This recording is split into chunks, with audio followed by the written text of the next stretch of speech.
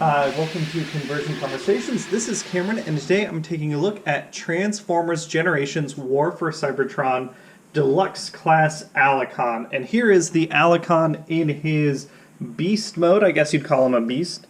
And I mean, this is really exciting for me to have in hand, which is weird to say because I'm actually not the biggest fan of the Transformers 86 movie. But something about the Sharkticons and the Allicon aesthetic I really, really like. And after getting, not in, what was that, like Power of the Primes, it's awesome that we got an Allicon to fill out the troops. And then on Thursday, after this video comes out, we'll be looking at the Quintessons. And then I've got the 86 movie pack. So for someone who doesn't actually care too much about the 1986 movie, I do like the Quintesson faction a lot.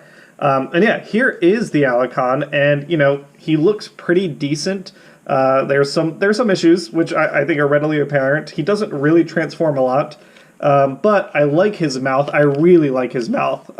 This head, the paint looks great. That eye is fierce and menacing. He's got these big old teeth and that red tongue, which is awesome. And then if we look at his mouth, he's got double layered teeth on the sides, which is really neat.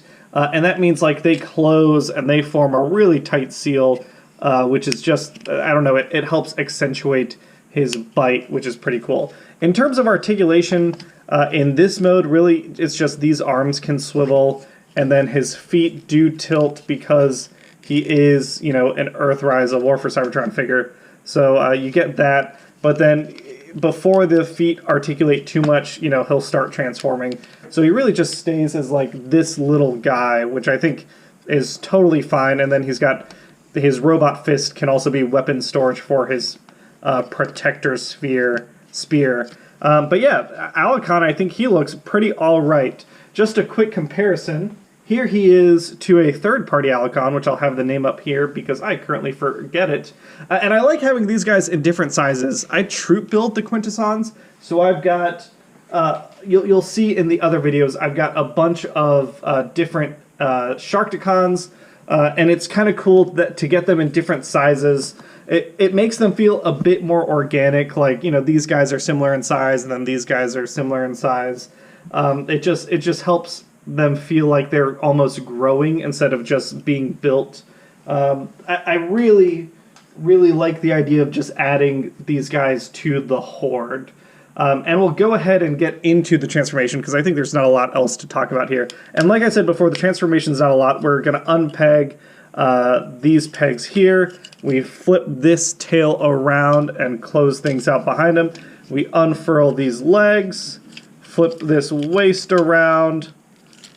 There is a piece down here that we flip up, get out of the way, then we flip the waist around, and then we can unpeg his arms from the sides of his robot mode and pull out his head by rotating down this head, so we get this alligator head flush, close out his back, and now we've got this head popped up. And yeah, again, he looks menacing, and he's already holding his spear, which I like. We can take out this tail piece, put it in his hand. Yeah, he looks like the sort of brute enforcer that would help accentuate the Sharkticon hordes. He's obviously got more articulation in this side. I just like the way he looks. He looks like, a cartoon linebacker. It really helps him look, fierce and menacing. We've got good articulation in the head. That head can kind of get wherever we want it to be. I really like that head sculpt. I like the paintwork on the eyes and that 3 different colors. It looks like his mask is layered, which is neat inside that finned helmet. He's got 360 on the elbows. He can go out that far before his ports kind of get the better of him because he does have these ports here. So if you want to, put some effects like he's getting shot at, you absolutely can. The arms, the little Allicon arms, can get out of the way for wherever you want them. I kind of just stick them up like they're additional shoulder pads. The arms go, 90 degrees, not super far. The wrists do swivel, which is nice, helps with getting his knife and his spear in whatever position you want. He can do the splits, which is wonderful. That hip piece, the skirt, can go out of the way to get you going 90 degrees forward, 90 degrees back. We do get a 90-degree bend and a thigh swivel. There's no biceps. Oh, no, there is a bicep swivel. I forgot about that bit of built-in articulation. And then we do get, you know, ankle tilts per the War for Cybertron line. And yeah, I think he looks really great. I'm not going to show a bunch of comparisons because I'm going to be doing that when I do the movie set once I've got like the whole Horde built up. But let's go ahead and show him next to his other Allicon buddy. And I think this is another case where because I want to troop build these guys anyway, I am totally down to have them looking different and in different size classes.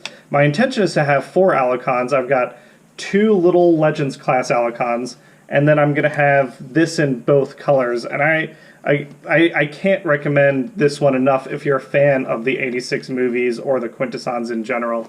I think at $20, it's a great little toy. The transformation is lacking, but both modes I think are a lot of fun, especially if you're going to keep him in robot mode. This is, I think, the highlight of the show, although I really, really like that head sculpt we get.